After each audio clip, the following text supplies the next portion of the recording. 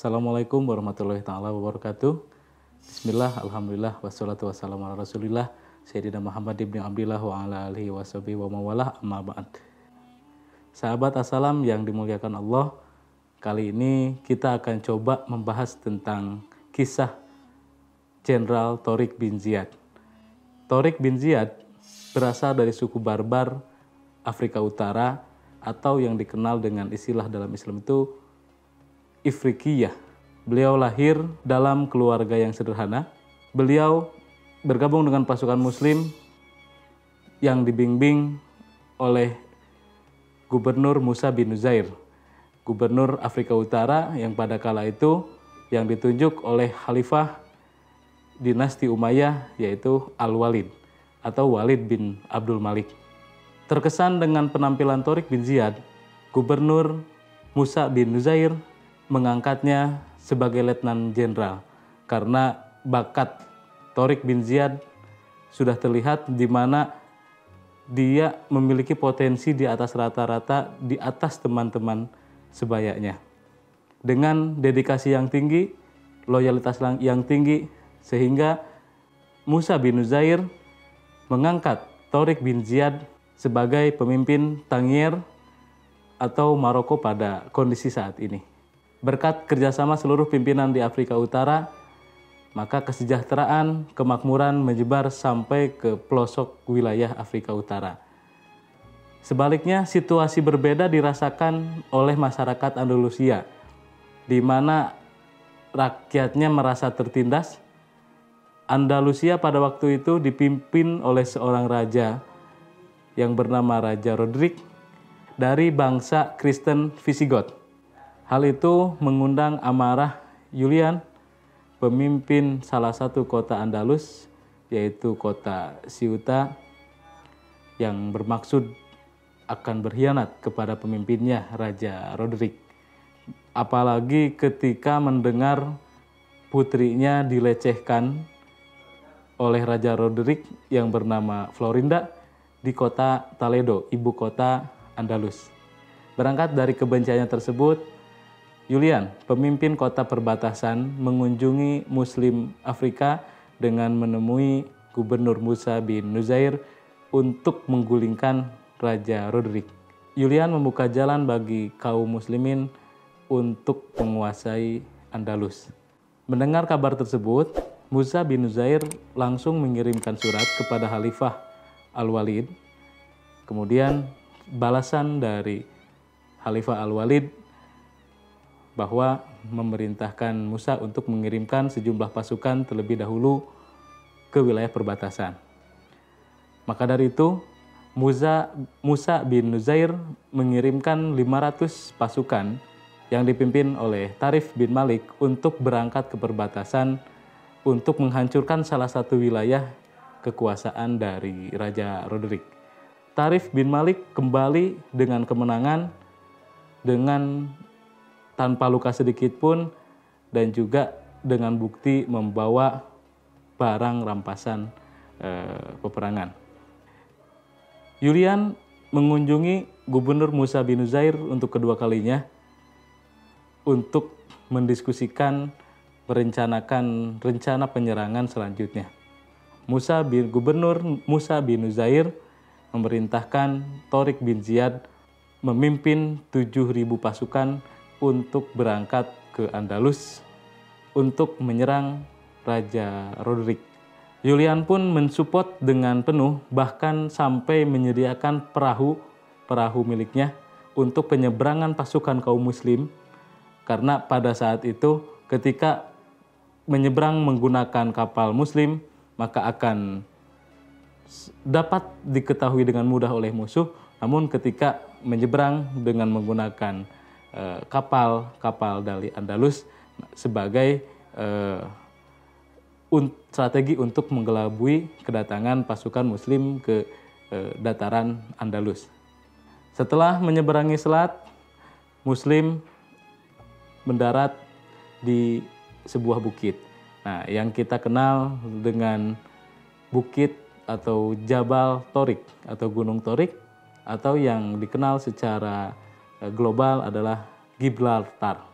Di tengah perjalanan, Tharik bin Ziyad tidur sejenak. Beliau bermimpi dengan Rasulullah SAW dan beliau pun bersabda kepada Tharik, "Jangan gentar, wahai Tharik, sempurnakan apa yang ditakdirkan bagimu untuk melakukannya."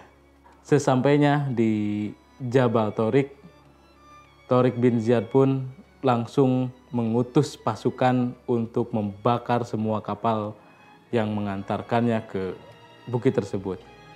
Dilakukanlah oleh semua pasukan, walaupun terbesit pertanyaan besar di pasukan Muslim, mengapa kapal yang mengantar kita harus dibakar? Selain membakar perahu, Panglima Tharik bin Ziyad juga membakar semangat para pejuang Muslim dengan pidatonya yang berapi-api. Ia berkata, "Kemanakah kalian dapat melarikan diri? Sementara di depan adalah musuh kalian dan di belakang ada lautan yang menunggu kematian kalian. Demi Allah, tidak ada keselamatan bagi kalian kecuali dengan keberanian dan keteguhan hati kalian kepada Allah Subhanahu wa taala." Hal itu serentak membakar semangat para pasukan Muslim. Setelah perahu dibakar, maka sudah tidak ada keraguan. Mundur, mati konyol dengan berenang kembali ke rumah, atau maju dengan kematian dengan musuh yang menyerbu, walaupun mati maka syahid akan menunggu.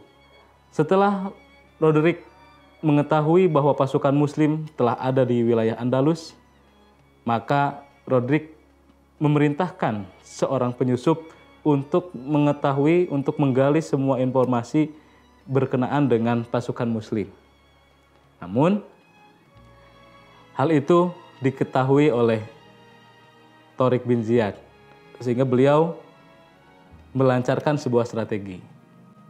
Strategi tersebut yaitu dengan menyuruh pasukan membawa sebuah mayat, kemudian merebus, memotong-motong seolah-olah menjadi hidangan. Serentak penyusup itu kaget. Wah, ternyata pasukan Muslim itu kanibal, memakan bangsanya sendiri. Karena melihat mayat direbus, dipotong-potong, seolah-olah menjadi hidangan, menjadi makanan para kaum Muslim. Dan kabar itu diberitahukan kepada Raja Roderick. Ketika kabar itu sampai ke wilayah Andalus kepada Raja Roderick, itu juga membuat mental pasukan Roderick menciut dengan gemetar, dengan ketakutan bahwa musuh yang akan dihadapinya pasukan Muslim adalah orang-orang yang pasukan yang kanibal, pasukan yang memakan bangsanya sendiri. Sehingga gejolak terjadi, namun tidak demikian bagi seorang raja. Raja Roderick tiada pilihan lain selain mengoptimalkan pasukan untuk melawan pasukan kaum Muslim. Maka pada kala itu seluruh pasukan Roderick dikumpulkan, sejumlah 100.000 pasukan disiapkan untuk menghadang pasukan kaum Muslimin yang dipimpin oleh Tharik bin Ziyad.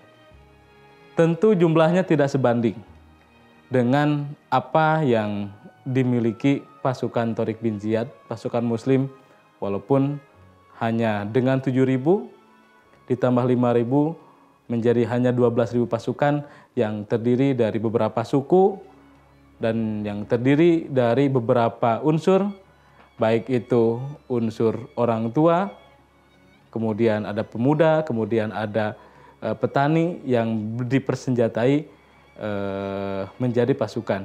Namun itulah lebihnya pasukan Muslim, di mana selain memiliki kemampuan, mereka juga memiliki tekad dan keyakinan yang sangat kuat bahwasanya maju untuk menang, kalaupun mati adalah mati syahid. Daripada harus mundur dari medan perang menjadi pecundang, ketika mati hanya menjadi mati konyol. Tanggal 28 Ramadan di Bukit Guadalate, di sanalah bertemunya kedua pasukan yang tentu tidak berimbang.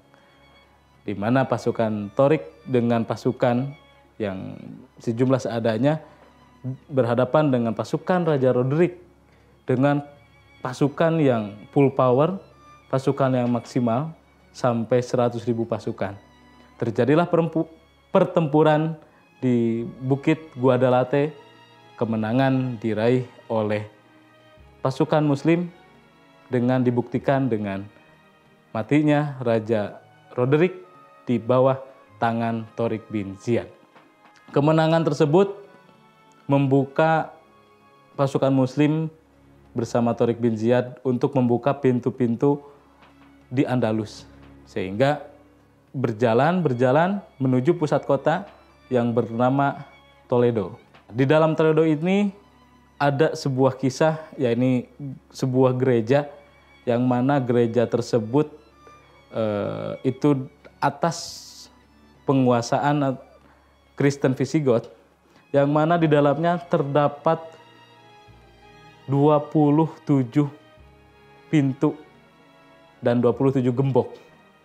Nah, sehingga Raja Roderick cukup penasaran dengan mengapa dalam gereja itu ada 27 gembok. Nah, rasa kepenasarannya tersebut memancing Roderick untuk membuka gembok-gembok dalam gereja tersebut. Nah, dalam mitosnya dibukalah semua gembok tersebut oleh Roderick dan juga sampai ke gembok terakhir. Nah, kemudian di gembok terakhir dibuka, ternyata isinya adalah sebuah gambar. Gambar seorang yang bersorban, mengenakan kuda dan juga mengacungkan pedang. Dalam mitos Kristen Visigoth, ketika barang siapa yang membuka gembok tersebut, barang siapa yang membuka gembok sehingga membuka sampai gembok paling akhir dan melihat gambar tersebut, maka kelak gambar tersebut akan menjadi kenyataan bahwa pasukan atau orang yang berkuda bersorban sambil mengacungkan pedang akan menghancurkan wilayah Andalus. Torik bin Ziyad berjalan menuju pusat kota Toledo. Kemudian setelah mengetahui kabar bahwasannya Roderick telah dikalahkan, maka Gubernur Musa bin Nuzair pun menyusul Torik bin Ziyad ke wilayah Andalus dengan mengarungi wilayah barat. Pasukan Muslim di bawah pimpinan Musa bin Nuzair pun terus menginjakan maju dengan menguasai beberapa kota, dan hingga pada akhirnya Torik bin Ziyad dan Musa bin Nuzair bertemu di ibu kota Andalus, yaitu Toledo. Torik bin Ziyad dan Gubernur Musa bin Nuzair setelah di Toledo melakukan sebuah ekspansi besar-besaran sehingga hampir semua daratan Andalus itu dapat dikuasai oleh pasukan Muslim, dapat terbebaskan dari belenggu-belenggu pengaruh-pengaruh Roderick. Namun sebagai penghargaan untuk wilayah Ceuta tetap dipegang oleh Julian, karena Julian adalah penguasa Ceuta pada saat itu dan juga membantu kaum muslimin, membuka jalan bagi kaum muslimin untuk menuju Andalusia, untuk menguasai Andalusia. Nah, maka Torik bin Ziyad dan Musa bin Nuzair membiarkan kota Ceuta tetap dipegang oleh Julian. Dalam 2 tahun semua wilayah Andalus dapat dikuasai, sehingga Torik bin Ziyad dan Musa bin Nuzair terus menebar hidayah sehingga mereka memiliki rencana menyebarkan Muslim di seluruh daratan Eropa. Selama 3 tahun memerintah, selama 3 tahun berada di Andalus, Musa bin Nuzair dan Torik bin Ziyad memerintah memperlakukan penduduk-penduduknya dengan sangat-sangat adil, dengan sangat-sangat perhatian, sehingga kemakmuran, kesejahteraan itu terjadi di seluruh penduduk Andalusia. Maka tidak heranlah banyak masyarakat yang memilih memeluk agama Islam. Namun di balik itu mereka pun tidak memaksakan bagi orang-orang Yahudi, bagi orang-orang Kristen untuk tetap hidup di Andalus dan hidup berdampingan secara damai dengan seluruh masyarakat Andalusia. Hal tersebut sangat kontras dengan apa yang telah mereka rasakan selama dipimpin oleh Raja Roderick, di mana Raja Roderick itu seorang Kristiani, seorang Kristen Visigoth, hingga memaksakan masyarakatnya, hingga memaksakan penduduknya untuk masuk agama Kristen. Bahkan apabila tidak masuk agama Kristen, maka pedang terhunus di hadapan lehernya. Kemudian pada kala itu umat Yahudi, kaum Yahudi ketika Andalus dikuasai oleh Raja Roderick sangat-sangat tertindas. Namun setelah Islam mengambil alih, umat Muslim, umat Kristen maupun umat Yahudi semua bisa hidup berdampingan secara damai, secara rukun.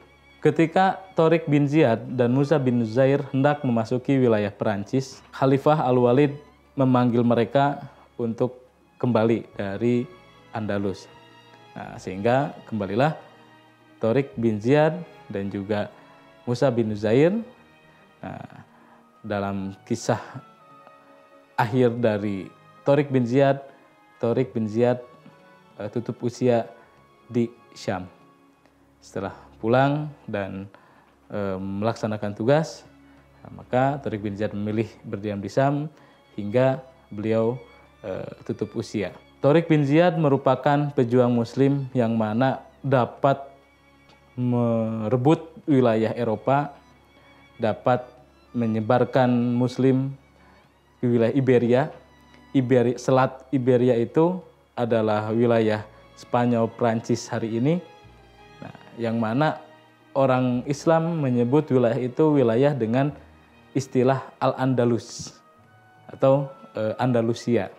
Nah, Andalusia menjadi sebuah peradaban Islam terbesar dan Andalusia menjadi peradaban Eropa, bahkan Andalusia menjadi peradaban dunia, di mana di sana mulai berkembang ilmu pengetahuan, mulai berkembang peradaban-peradaban yang mana menginspirasi perkembangan masyarakat Eropa di modern ini. Baik, sahabat-sahabat Assalam, tadi adalah kisah yang sangat inspiratif dari Tariq bin Ziyad, yang mana banyak sekali hikmah yang dapat kita ambil. Di antaranya yaitu adalah penguatan keyakinan, penguatan tekad, penguatan perjuangan. Ketika sudah tidak ada pilihan, bahwa terus maju, yakin dengan maksimal usaha, dan tentunya yakin dengan doa yang telah kita utarakan atau kita panjatkan kepada Allah Subhanahu wa Ta'ala. Ketika dengan keyakinan tersebut, dengan keyakinan yang optimal, dengan ikhtiar yang maksimal, maka insya Allah kemenangan akan ada di tangan kita semua. Itu mungkin salah satu dari hikmah, dan sangat banyak hikmah yang dapat diambil dari kisah sang jenderal Tariq bin Ziyad, mana dengan tekadnya, walaupun ratusan ribu pasukan menghadang, walaupun banyak arang melintang, tetapi tetap mereka hadapi dan mereka seriusi, dan akhirnya mereka dapat tujuan yang mulia. Baik, itu saja yang dapat disampaikan. Wallahu muwaffiq ila aqwamit thoriq. Wassalamualaikum warahmatullahi taala wabarakatuh.